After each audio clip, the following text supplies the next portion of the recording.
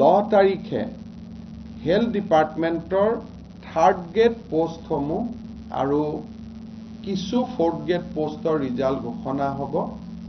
কিন্তু যি প্ৰায় 1900 4th গ্ৰেড হেল্থ ডিপাৰ্টমেণ্টৰ পোষ্ট আছে তাৰ ফলাফল ফাইনেল ৰিজাল্ট ঘোষণা কৰোঁতে আৰু 3-4 দিন ডিপাৰ্টমেণ্টক প্ৰয়োজন হ'ব। অৰ্থাৎ আমি বাই 14th এই গোটেই কামখিনি আমি শেষ কৰিব পাৰিম। আৰু এই গোটেই কামখিনি যদি আমি ভবামতে শেষ হয় 45,000 প্লাস নিযুক্তি আমি অহা 26 তাৰিখে কৰিব পাৰিম। ইতিমধ্যে বিভাগসমূহক আমি জনাই দিছো যে তেওঁলোকে পোষ্টিং অৰ্ডাৰ আদি যাতে এই সময়খিনিৰ মাজত প্ৰস্তুত কৰি ৰাখে যাতে আমি 26 তাৰিখে নিযুক্তি পত্ৰ দিয়াৰ লগে লগে 1 জুনত সকলোৱে যোগদান কৰিব পাৰে।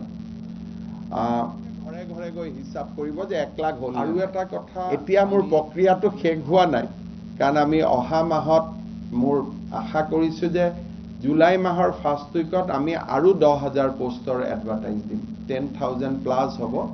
এগ্ৰিকালচাৰ ডিপাৰ্টমেণ্টত বহুত পোষ্ট খালী আছে, এডুকেশ্যন ডিপাৰ্টমেণ্টত আৰু পোষ্ট খালী আছে। গতিকে 10,000 আৰু এডভাৰটাইজ হ'ব। মইতো এতিয়ালৈকে 1 লাখ নম্বৰজনে চাকৰি পোৱা বুলি কোৱাই